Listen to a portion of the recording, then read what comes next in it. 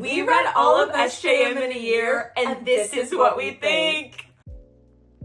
Hi everyone, my name is Lily. Welcome back to my channel, and this is my best friend, Jade. We read all of SJM's books this year. All of these big books, and we're here to chat about them. So, without further ado, let's get into the video. Okay, so we are gonna do like a non-spoiler and a spoiler section of the video. So this first half is gonna be non-spoiler, and then we'll tell you when it's spoiler. So if you haven't read these, click off when we tell you. And you don't want to get spoiled. And you don't want to get me, spoiled. You don't want to. No. But for now, this is safe. So we're gonna give you the general vibes of each series in the order that we read them. Mm-hmm. We read them all in the same order. I like to say as intended. I think that we read this series in the correct order. Yeah. Like, I don't think they would have been impactful if we hadn't. So, yeah, I think we also did. Starting off, we read The Court of Thorns and Roses, or acotar as it may be referred to. It has acotar, akamoth, akawar. What do they call this one? Frost and Starlight. Novella. Silver Flames. I don't know, I can't do the things anymore. I'd say the general vibe of acotar, well, it started as a Beauty and the Beast retelling with acotar. I feel like this series is like, my opinion is it's the most like fun series. I think it's a little like lighter. Yeah. And it's a little bit more like fun and flirty. A little bit more romance in the romantasy. This is definitely the most like romance heavy and series. most smut. Yeah. Definitely too. So if like smut is something you love or hate, it's good to know that this has the most. A lot, especially like in this section. Yeah. I'd say more. Frost and Starlight's pretty safe. But like, these two Yeah. are pretty heavy. Yeah. This series takes place in Prithian, where there's the Fae world and there's a human world. Yeah, that's the vibe. That's kind of the vibe. I think most people say this book is like hard to get into. I think we both agreed with that. We tried to read this before this year, and we did not successfully really love it, but it really turns around if you can get to the iconic SJM last 150 pages, or like 75%. You get to 75% of this book, I think you're pretty much in for the ride. Yeah. I would definitely recommend, like, don't judge the whole series based on the first book, because it's not a good depiction of what will come. It's not. Like, the first half of this book is like a totally different book than the second half. So like, if you just like take everything that happens in the first half with a grain of salt. And then it starts to get to the best part. But yeah, so that's our vibe check for acotar. Vibe check for acotar. I freaking loved acotar, and Next, we read Throne of Glass. This is my personal favorite SJM. This is also like my favorite, like we're like the best story, best writing. So this series takes place in Aurelia, where there's no magic, and that's all you can say. That's all you can really say about that. There's no magic, and we follow Selena Sardossian. She is an assassin, and she's a diva, and we love her. And that's really all we can say, all we can say at this point in the video. But the vibes of this one, this is a well-rounded... It's like Dune 1, 2, and 3. It's like Harry Potter. It's a whole journey. It's a world. It's a journey. It's a life. It's a way of living. It's everything in the kitchen sink. That's our vibe check right now. Next and final, Crescent City. This is her newest. Yes. And this one has a really big vibe change from the other two, because this happens in what we call like modern. It takes place in a city called Lunathian, which is on the continent of Midgard. And yeah, I remember, because we just read it. Such a vibe change, because acotar and Throne of Glass are like not necessarily medieval times. Like, I don't know if I would classify them as like medieval, but like kind of pretty, like they feel far away, which I think most stuff with that does. They feel like a fairy tale land, kind of kings and queens, and there's no electricity. You know, like they don't have phones or anything, but they do in this one. Still a fairy tale land, but just like with phones. High tech and modern, and they talk like we talk, and they curse. It was kind of jarring. It was very jarring, especially after the first two. And many people read this one last, and so it's like it's pretty jarring. Boom. That's all I'm gonna say for now. And that's our vibe check of Crescent City. I don't know if that really was anything much at all, but it's okay. Okay, so next we're gonna talk about our reading order, because this is a debate going on TikTok. People have big debates about like how you should read it, what order you should read it in, and people are very passionate about what they think is right, and it was a little overwhelming. But we read it as we chose, and I think we can confidently say that we have no regrets with how we read it, and different stuff works for different people, so we're not coming on here and being like, this is how you read it, but this is how we read it, and we enjoyed the read. I will make a disclaimer though. You can enter a disclaimer here. I feel like we have like a few unpopular opinions. From what I've seen on TikTok, I think we are. We definitely do. We are not with the masses. But for the people with the unpopular opinions, like, I hope you see something in us and you identify with this. First, we read pretty much everything the exact same except for a couple books in Throne of Glass. Start with all 5 of acotar, straight through, no changes. This is where it gets dicey. So, Throne of Glass is technically the first book in the series, but a lot of people suggest reading Assassin's Blade first because it's like the prequel book. Yeah, so technically the chronological order is that Assassin's Blade goes before Throne of Glass. That's like how it happens in like the actual timing of the book. Actually written as like, it's multiple short stories in the Assassin's Blade, so like they're all very integral to the plot, but I don't feel like they're as impactful if you read it first. Yeah. Because it calls back to things that we already know about from the first 2 books. So I recommend, and I think Jade would agree, reading Throne of Glass, Crown of Midnight, then Assassin's Blade. Yeah, and as I always like to say, read it as intended. This is what Sarah suggests, this is what she wants, and she wrote it. So we decided to go with what she says was best. And we enjoyed it. But I do want to bring up the point, we were talking about unpopular opinions. Many people read Assassin's Blade first because they feel that Throne of Glass is very slow. And we personally didn't feel that way. No, I love Throne of Glass. We blew through Throne of Glass. I devoured it. And Crown of Midnight, we love them both. So, you know, it's and personal I personally felt like Assassin's Blade was very slow until like the last 2 parts. And I think if I hadn't read Throne of Glass first and like kind of known how Assassin's Blade was gonna go, then I probably would have been like, I don't know if I want to continue. I definitely think it's a better read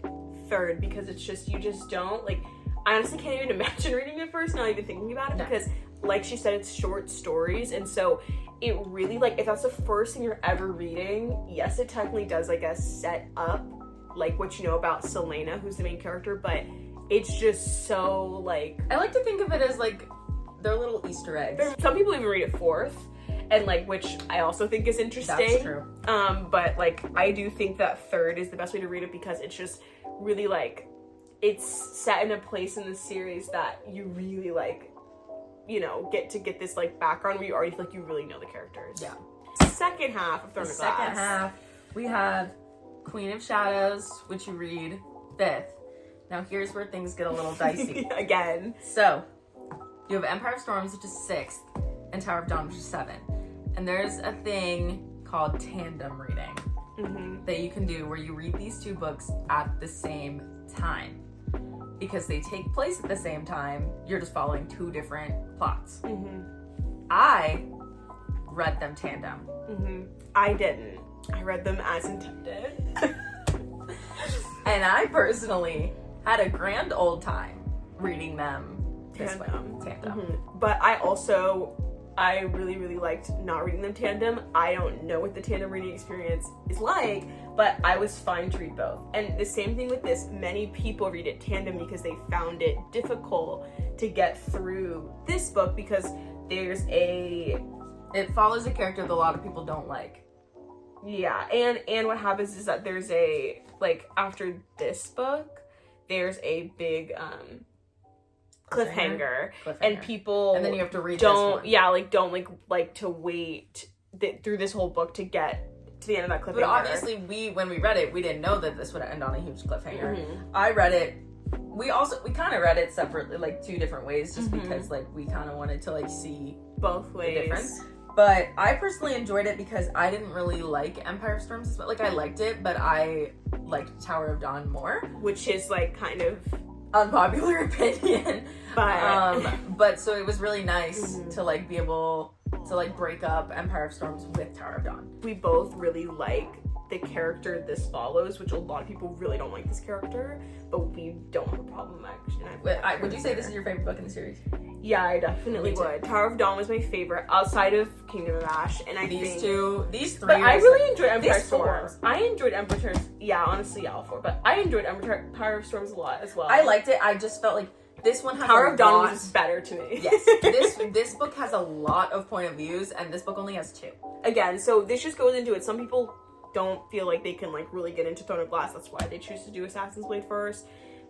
Some people don't like, you know, this sole character and don't want to, you know, spend a whole book waiting on what happens just with this character, but we really loved it, and it's very important and integral to the story, and doesn't only follow that character, there's other characters in there that become very important that we also really love. This is true. So like, it's what matters to you, and it ended up being her favorite book, and she tandem read, so it's like, it's just whatever works for you. I think I just want to break, you know what I mean, the molds with the SJM where people are like, this, like everyone's gonna feel a different way about it. Yeah, this and is how it's all your prerogative. It's all your prerogative. But we will say read Throne of Glass first. Definitely read Throne of Glass first, and that's just tandem reading, no tandem reading doesn't really matter. It's called Throne of Glass, right? The series is it's called how she Throne of wrote it, Glass. people. It's how she wrote it. So Throne of Glass first, Assassin's Blade third, and tandem read it. Don't tandem read it. I think either is this is our order. Fine. Okay, we're done.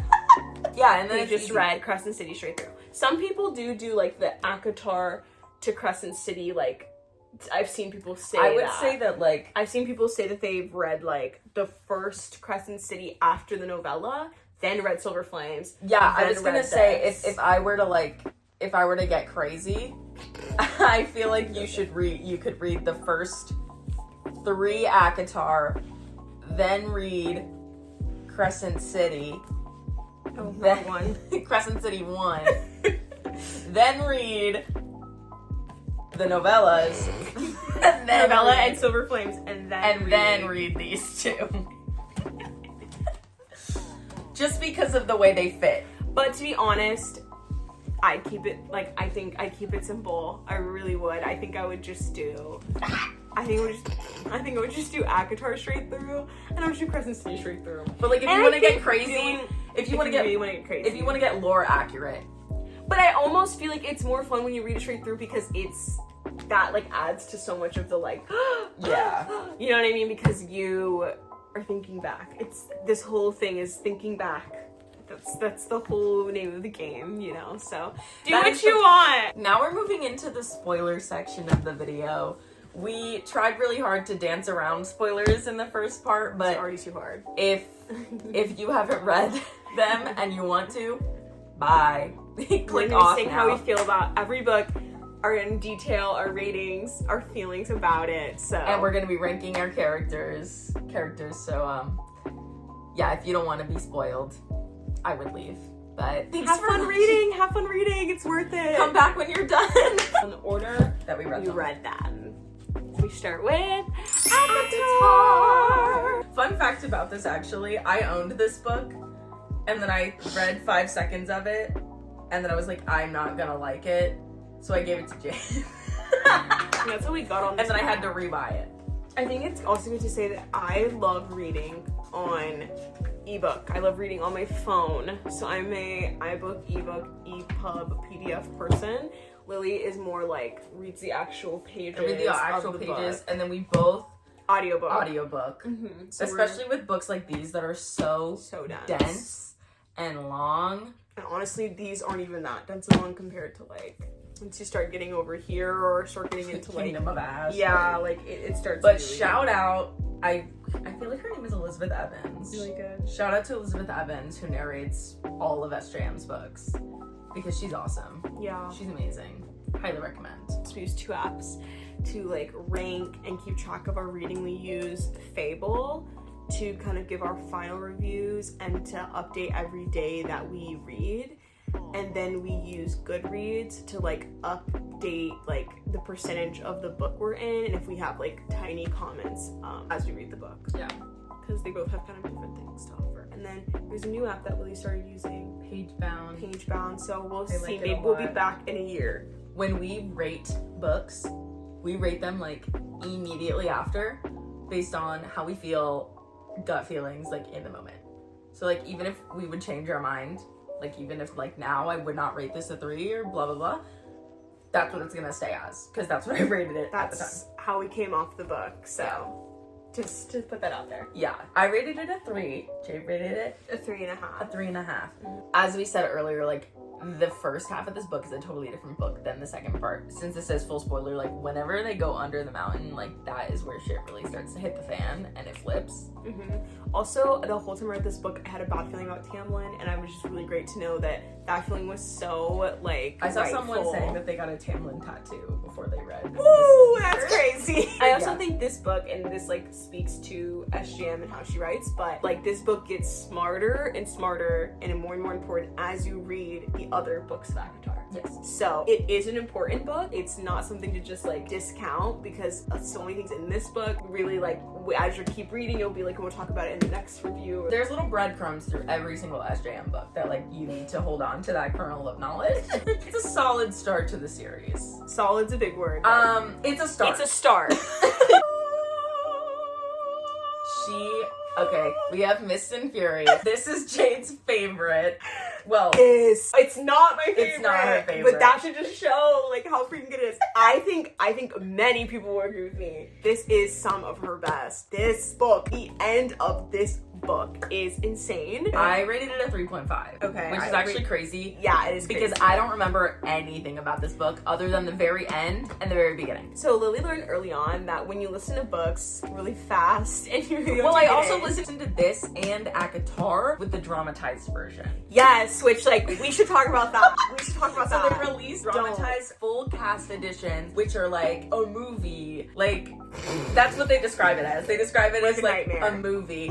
And it has like music and sound effects and different actors and a full cast. And let me tell you right now, I hated it. Well, you were eating it up. Okay, she was really trying to sell me on it. I listened to it for 1-2 chapters. I was like, no. And I was like, no, just give it a chance. And then halfway through, not even halfway, like a third through Wings and Ruin, I was like, I can't do this anymore. She's like, no. So I think I would like to reread this one at some point in a different light, because I did like it when I was listening to it, but I just don't remember anything because... And it's one of those books because of the giveaway that, like, everything in this book is like, as we're talking about callback, everything in this book is like a callback to this one in some way, and the end of this book completely changes the rest of the series, and it is so freaking good. When they go into the cauldron, like, when all of that happens at the end, Tamlin is like the worst person in the world and very annoying. When she goes to night court, like, all of that, like, that is her book. This is like where she turns it around for herself, and it's amazing. I gave it 4 stars, and the first thing I said in this was just like like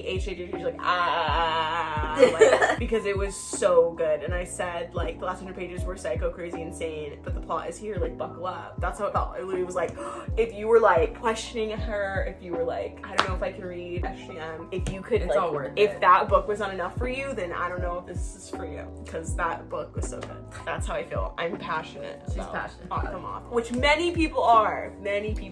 Now me, on the other hand, I'm most passionate about Wings and Ruin. I love this book. Okay, it's good. This book is my baby. It's my favorite by far out of the whole series. Wait. Now, see, when Nesta freaking, like, shot off that boy's head off. Woo! That got me. I think I rated this a 4.5. Maybe 4.75. That's honestly fair. 4.5. Like, I gave it 3.5. I probably now would give it 4. I said that the side characters carry this book, and I'm a big, like, one thing about me and acotar, I love the side That's the characters. best part about all of SJM's books. Most of the time, the main characters are not what we're here for. Yeah, like, they're cute and we love them, but, like, the side characters were bringing it. I personally enjoyed, like, the war council stuff and, like, learning about, like, what they were doing to fight Hybern and stuff. I said the drama, the tension, the plot twist, the romance, and stress. I loved it. I feel like I was just so engaged the whole book. Yeah. I remember I was listening to it as I was, like, cleaning my house, and I was literally, like, vacuuming, and something happened, and I literally screamed, "What?" like, out loud. Luckily, no one else was home, but I was like, "What?" Like, I was freaking out. And that's so good. That's how you know a book is good. Like, when you are having, like, out loud reactions. Yeah. I also feel like by the end of this book, I was ready to get to side characters. Like, I think this book is when you really start itching to get a little bit more focus off of Feyre and Rhys. Like, you love Feyre and Rhys. This is kind of like the closure. Yeah, but it's the closure of their story. This was actually supposed to be, it was only supposed to be 3 books. Like, the first 3 were supposed to be the whole series. Oh, okay. That makes sense. And glad she didn't stop there, though. I feel like this is a good, solid conclusion to what would have been just, like, the whole series. Yeah. Next, we have A Quarter Frost and Starlight. This is just a baby little book. People call it the Christmas episode. Yeah, and I really believe in that. It's just a little bitty novella. Yeah. Just a little novella, and it didn't change my life. No, I rated it a 2.5. I gave it 3 stars, which I think was generous. I probably would have done 2.5. We get multiple point of views in this one. This is the first one where we start getting multiple POVs. It's when we finally start focusing. The thing, though, I think I was disappointed with this novella because I was hoping it was going to already be in other people's point of views. Mm-hmm. You do get more point of views, but you still are definitely in this like Feyre Rhys world still, which is like fine, but I think I like had my fill and I was like so ready to get, you know, into more of these side characters I really just start adoring at this point. And so Lucian, Elaine, Asriel, Cassian, it was cute. Nesta, like all of them. It's the transition. But this does start Nesta and Cassian's story. We love Nesta and Cassian. And this is another opinion, a big opinion, unpopular opinion. I freaking love Nesta. Nesta is my favorite character in acotar, and Silver Flames is my favorite book in acotar. And I ate this book for breakfast. This is acotar's longest book. This got to the point where Jade started passing me. Yes, I started passing her, and she was like 3 books ahead of me. And I started passing her because I couldn't She devoured this book. I think I probably read this book in like 4 days or something crazy, like very quick. I rated it a 4.25, so I did love it. That's pretty high. Yeah, I think gave this it. one. I gave it 5 stars. Yeah. I 5-starred Silver Flames. I love this book. It's one of my favorite books It's in all of huge. her things. It's good, and I love so good. like Nesta has such a good character arc in this, and like the training sequences are so awesome, and like all the side characters. It's so good, and people love or hate this book based on if you really love or hate Nesta. But I love Nesta. I think even if Nesta's not your favorite person, that's like okay. But like her story is about is a girl so good. who went through a lot, came from a lot, and changed her life. So that's always gonna be that. And I love Cassian. And it is so. I love Cassian. And it is so good, and this one like heavily ties into Crescent City, but mostly in Flame and Shadow. Like that's why we were saying the reading order earlier. That's why it was so awesome, because like we read all of them and we knew that they were involved. Like there was acotar crossover in Crescent City, but we didn't know how or when. And then we get to the end of Sky and Breath, and we were like, wow! And I was very excited because I love Nesta and Cassian, and I just feel like this book does such a good job of just like really like setting Nesta's story and just like setting up like where we're going. And I like a lot of the side characters. I love Gwen, and I love like, you know, this also starts setting up like what's gonna happen with Asriel, which I know a lot of people are interested in, like what's gonna happen with Asriel and Elaine or Gwen or whoever he ends up being with. Yeah, and I think it also goes in a little bit more to like Cassian, Asriel, and Moore's like stuff and like that too, and just like I don't know. Also, Feyre and Rhys were giving villain wine in this book. We were so tired of them. We were so tired of them. Which was hard to deal with, especially because Rhys, like Feyre, like I don't mind Feyre too much. She got kind of better, but Rhys, like I love Rhys, and Rhys was giving like #1 enemy in this book. But it's because we were seeing it from Nesta's point of view, and Nesta had problems with Rhys, so of course we have problems with Rhys. But we're definitely gonna reread this one. Yeah, we're gonna read this one. Acotar 6, which I'm should excited be coming this year. I'm actually like geeked for acotar 6. I'm so excited. I'm so excited. Stone of Glass time. Our favorite, and just the best. I think so many people agree with that. Yeah, it's her magnum opus. It's her magnum opus. So we'll start with the first 4 because this is like there's kind of a turning point in Heir of Fire, so I feel like this is like a good chunk. We love them. At the time, I rated this a 3.75. I think that's fair. I think I would rate it higher now because this is one that I remember. It's the best start to any of her series. Oh, 100%. And this is the one that I remember the most of. Yeah, like that opening scene of the chains, like her and Kale taking her in the chains straight from Endovier. Woo! And like I remember let's get it. The Ritterak. I could reread that book. I will reread this book easy. The Ritterak. I gave it 3.5 too. Mort. Oh, I love her. I gave 3.5 as well. So there you go. Did I ever show you the picture of what I just what I pictured more as. Yeah, you did. From Alice in Wonderland. We love this book. The one thing I said in my review was Team Kale. That I want y'all to hear that and understand that that's going to be the theme from the beginning. We don't were Team Kale. allow Kale. I'm sorry. If you can put your Kale hate in the comment, but here we love Kale. We love Kale, and he's so good in this book, and we love Dorian. This book is so we fun. love everyone. This book is so good. Fun. It's a fun. I loved book. the trials. Was it a trial or was it like a, it was like a tournament? fights and stuff. Yeah. We loved this. The mystery of like what the heck was up with Cain. The Vogue, like you don't know it's Vogue at the time, but like barely knew the Vogue. It's just a good book. It was so good. Book. I can't believe people say this book is slow because I feel like this book really moves. Also, this is just such an iconic, like... It's one of the only books I can genuinely remember, like, the beginning. Like, I remember the beginning and, like, getting into it, and I can really remember its plot really well. Also, we gotta say, Selena Sardathian over Aelin. Okay, I feel like we're really gonna get, like, fire for that. We love them both, but we love Selena more. But Selena never did anything that pissed me off. Yeah.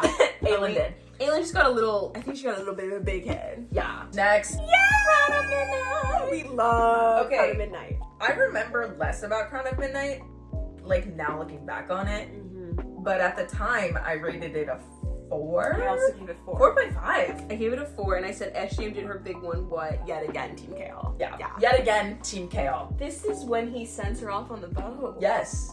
And then he looks down and he's like, and he Selena is Aelin. Yeah. So this was like, this I do feel like you really could start seeing where it was like, this is just starting to like, you know, carry out into what the rest of everything was going to be. And I do think this is like even more to a point where it's so good to bring in Assassin's Blade at this point because, you know, they send Aelin off and Aelin goes off to Terrasen. And if I'm remembering these names, I'm very proud of myself. But yeah, she goes off to Terrasen, where she's from, and like, yeah, and he gives her ring, right? The ring?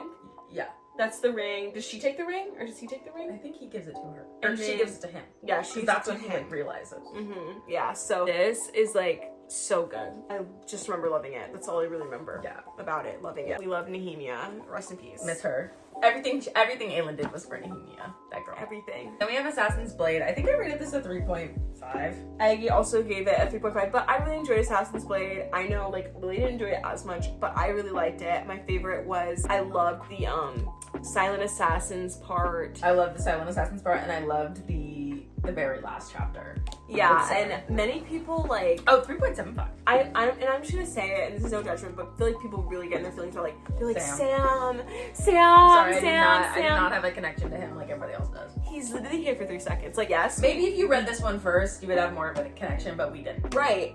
And what a waste. Like, what a waste of a connection, because it really doesn't matter that bad. Like, it really doesn't. Yeah. And I don't know, like, we respect to Sam and his story, but it was sad. It was sad for sure, but like. But I also feel like if you read Throne of Glass first, like, it doesn't impact you that much because you already know that he's dead. Yeah, you already know he's dead, so it's not a surprise. But it is sick. Arabin, this really, I feel like, to me, showed how like horrific Arabin really was and could be, and it's really important background, and so much of this comes back, and I had a feeling, I knew it. This one's awesome. This is what I was talking about with all the little like breadcrumbs, because every chapter. This is where we meet Irene. This is so important. We love Irene. We'll talk about that more, but we love her. Falcon. What's the pirate guy? The pirate guy. I forgot his name. Like, but yeah, like this is so important, and like the Silent Assassins, and what's her name? Oh yeah, I forget. Yeah, but she also comes back, and so much of this book comes back, and it's a very important book. Now we have Heir of Fire. This is book 4. This is collectively our least favorite. I rated this at 3.75. I give it a 3.75 as well. This one is where we introduce the witches, Rowan. Aelin becomes Aelin. And she meets her actually in this book, Rowan. We're not obsessed with Rowan, and we don't hate Rowan. Like, we are very in the middle on Rowan. Neutral on Rowan. Neutral on Rowan, neutral on Hunt, like. Neutral on Hunt, yeah. Neutral on Rowan, neutral on Hunt. They're the same person. They are the same person. I picture them the exact same. They're the same person. Except, does Rowan have wings? Yeah. Yeah, they're the same person. Yeah, he can fly. Yeah. Yeah, he does. Yeah, he does. Aelin gets her powers. We meet Manon and the witches. Oh, Manon was the best. And we meet Abraxos, my favorite. I picture him as toothless Ratatouille dragon. I love Abraxos. I honestly, like, at the time, I think when we first were reading, we were like, who is this witch? I know, I literally said, I like the witches low-key. That was But, like, we really grew into it because it really ended up being, I think, for us, our favorite storyline out of this book. And, like, meeting Manon was so great. Then we have the rings, find out about the rings, and then people wear rings, and then they become Vogs. This is when, like, Chaol kind of has to take over his own process of, like, what the freak is going on. Yeah. That leads to Queen of Shadows, and it leads to why people hate him. I think it's... Chaol Defender for life. It's literally overreaction. He had every right to be mad. Well, also, Chaol, you have to remember, like, his entire world is crumbling. Right now, his whole life is around Dorian the King, Otterland, and, like, what that means. And so that is crumbling around him, and he needs time to adjust. And I think that that's fair. I think it's fair. And I think I think when Aelin became Aelin, she got a little mean. That's just how I feel. That's just how I feel. We love her, but she got a little mean. And hey, like, maybe I would be mean too, right? This is the second half of the series where shit starts to get real. Woo. We got Queen of Shadows. I took a big break in between Heir of Fire and Queen of Shadows. Yeah, I gave Queen of Shadows a 3.5. Oh, I rated it 4.25. Okay. I think Aelin really annoyed me. I think this is her most annoying book. And I think that really took a toll for me. She's just like, do this, do this, do this. Yeah, she's just in her, like, most bitchy state. She's like, I'm a queen, you have to do what I say. Yeah, and I think they're trying to figure things out, and, like, I don't know. I just, like, it was hard. The trio was down, and it was tough to watch, because I'm a big trio lover. And yeah, because Dorian is trapped. So it's just a sad book. I loved the POVs of Dorian's, like, baldness. It was great. Though, because it was like we're seeing through his eyes, but, like, he's not fully there. And, like, this is the one with one of our favorite moments. Witch killer. The human is still inside him. I love the witch stuff. Manon and Dorian get even more. Yes, Manon and Dorian crumbs. I honestly could have rated higher for them alone. I'm a big Manon and Dorian fan. As you'll see, like, we are not the biggest Aelin and Rowan fans. We don't have any problem with it. We care about all the side romance. Yeah, we just don't care about it. It's uninteresting to us, you know, compared to Manon and Dorian. Aline and Lorcan, which we'll get Irene to. and Chaol. Irene and Chaol, which we love. Yeah.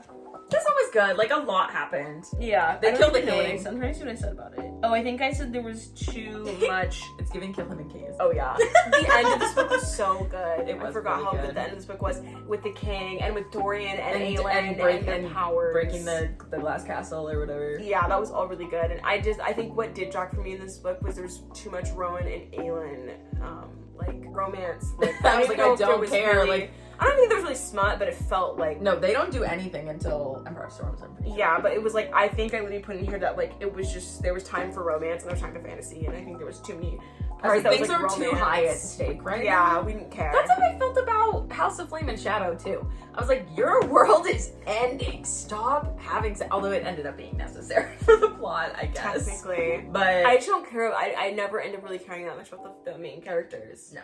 And the side plots, like, I'm like, give it. Like, Lydia and Rune, I'm like, oh, I want to see more. Give me more. Yeah. With Manon and Dorian, give me more. It was good. It was good. It was, and it ends on a happy note. It was getting us on our... Because they end up in Terrasen at the very end of this book. Yes. Because I said, because she gets to Terrasen and then she realized that's what Rowan smells like.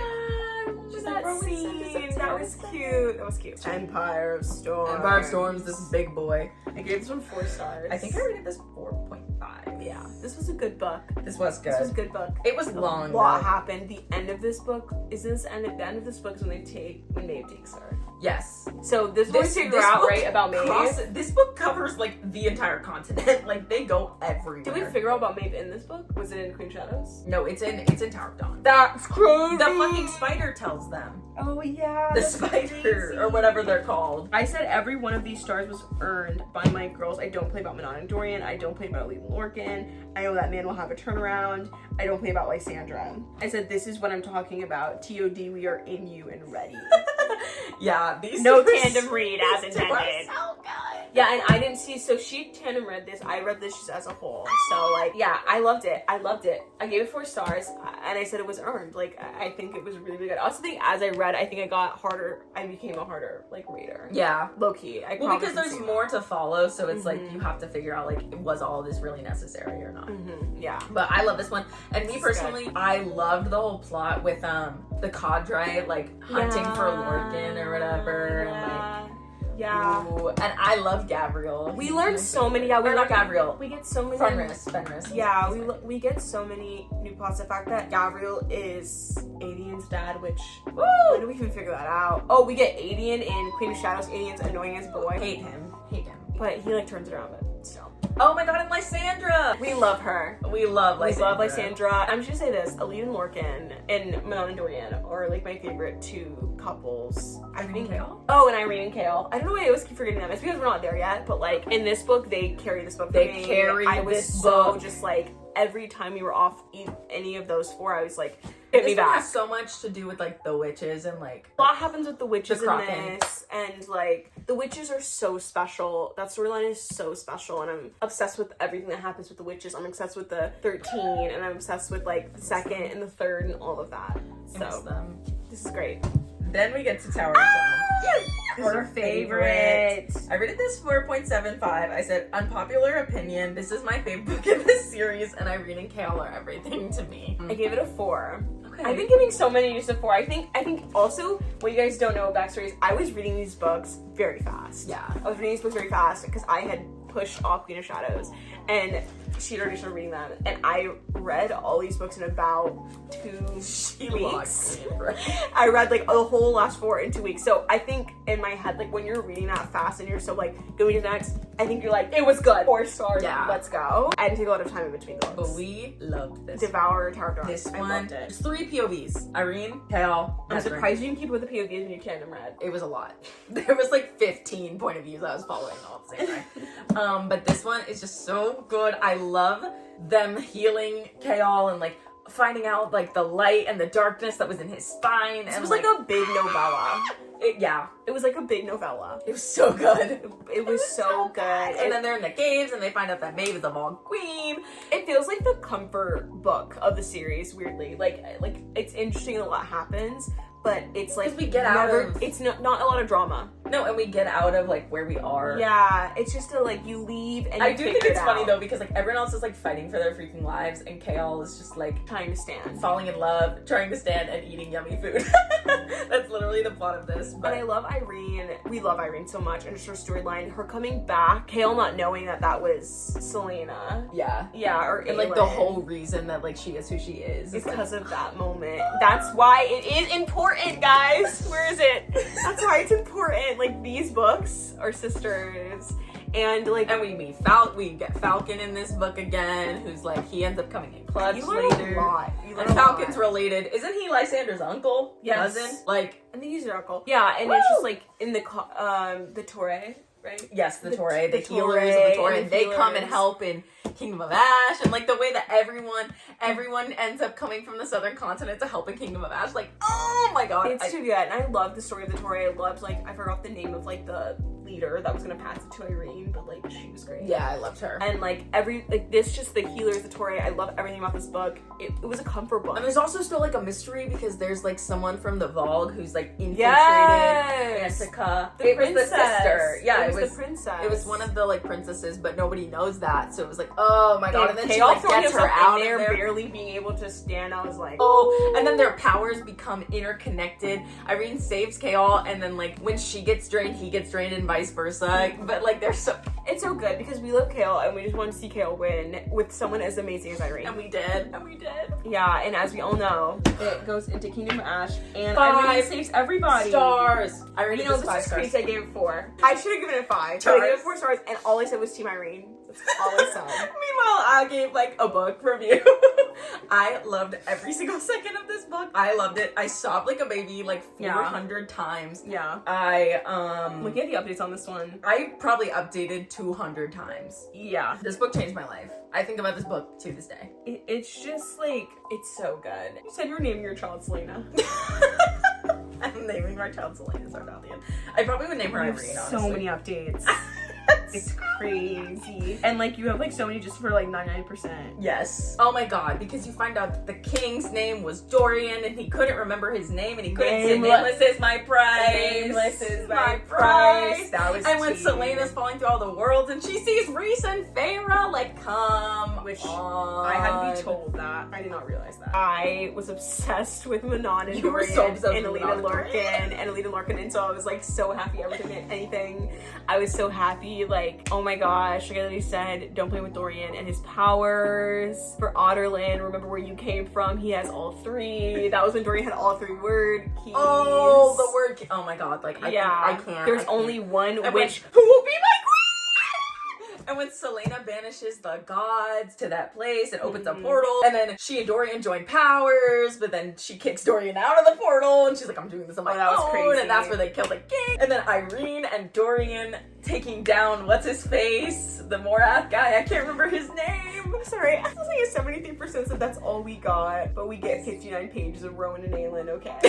Manon broke the curse. Oh my god, that was our favorite part. Our friend who's read all of the books asked us what the saddest death was in all of the SJM books, and we both said the 13. That was really, I saw sad. Real tears. Whew, that was sad. That was really, really sad. And the little flower that bloomed.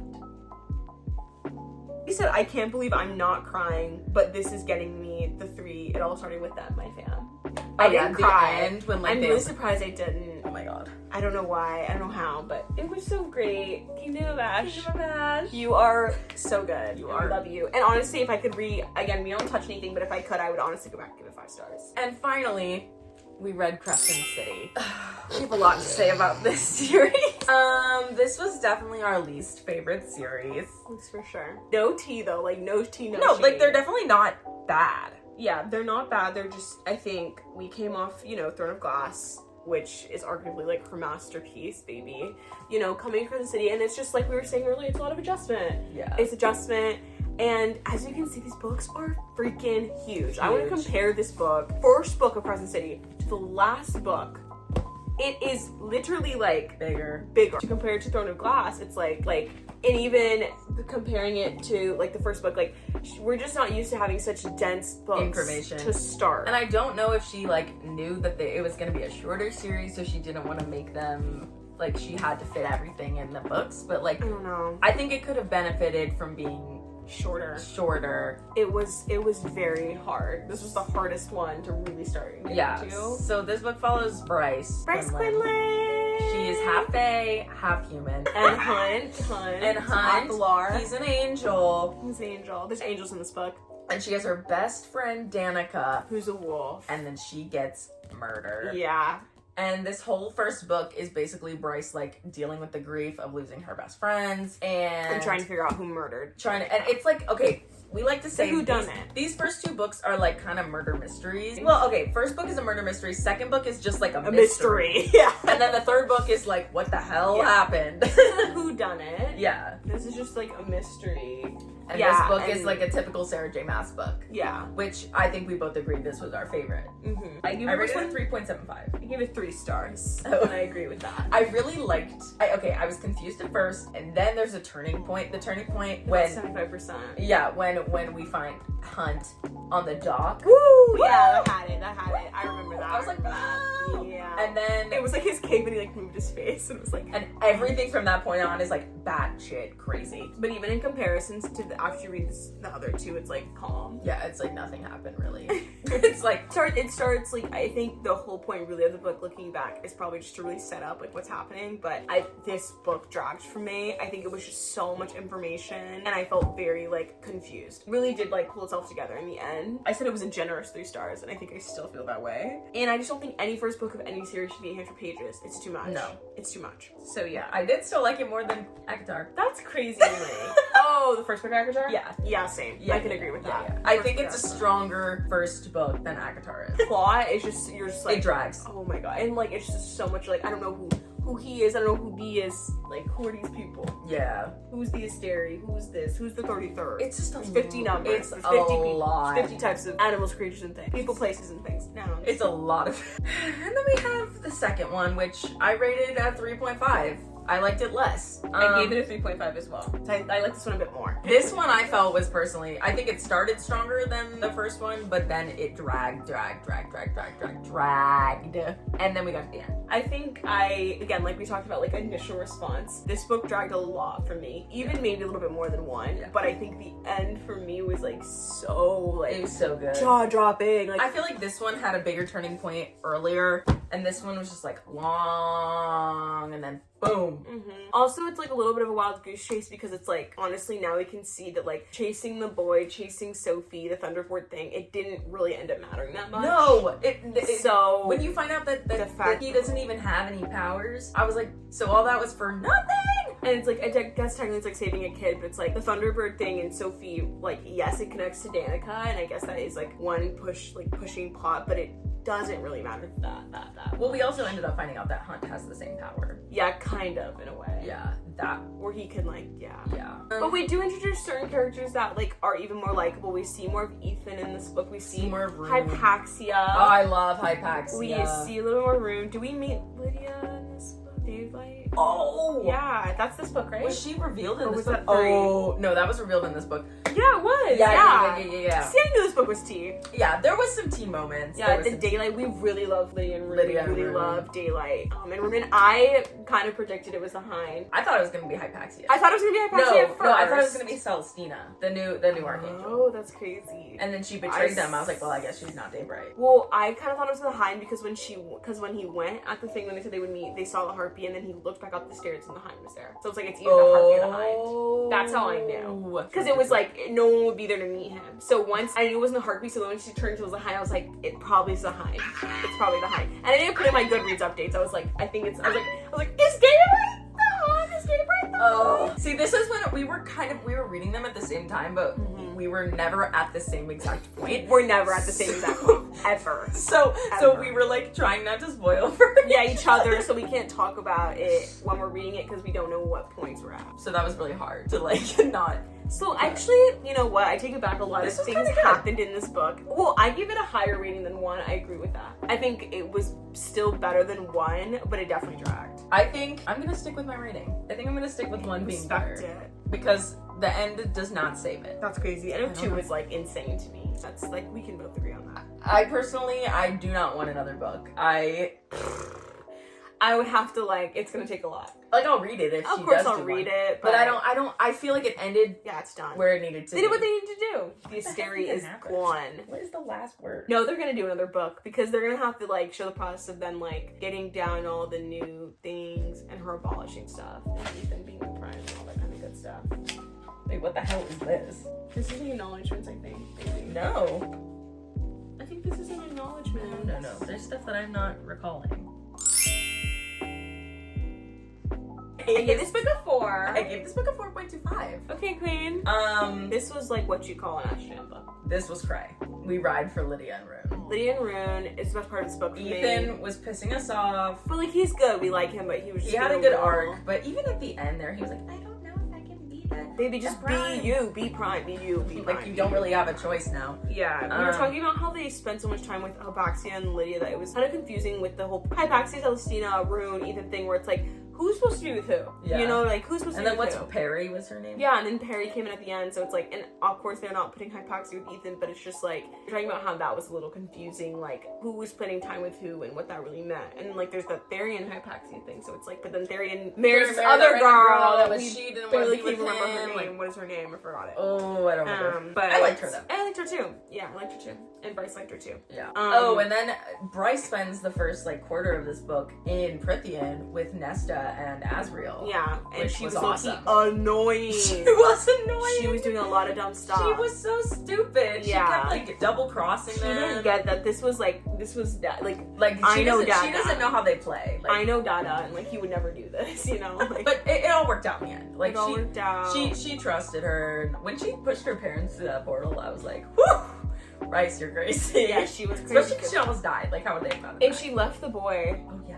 That was tea. I was it's interesting where we make choices. We do have a little bit of a problem with Bryce's inconsistency with she's so telling impulsive. People how to feel. She makes a lot of impulsive emotional decisions, but we do feel she would tell Hunt or other people to be you can't be emotional. It's okay, girl, you're always emotional. She's you can just be you. You don't need to be the Umber Mortis. He can be what he wants. Maybe he is the Umber Mortis, so that's the situation. Ugh, Him being the Prince of Hell was crazy. That was crazy. Also, I hate the use of alpha holes. I feel there's a lot of cringy. That is the thing that we hated the most about this whole series. Is cringy. It was cringy. Talk. It was cringy. It was a lot of it was really cringy. It was a lot of cuss words that were not necessary. And just the whole vibe. But we did love Light It Up. Oh my god. I was crying like a baby at the end of the first book when she goes through the drop. She has the drop, and meets Danica.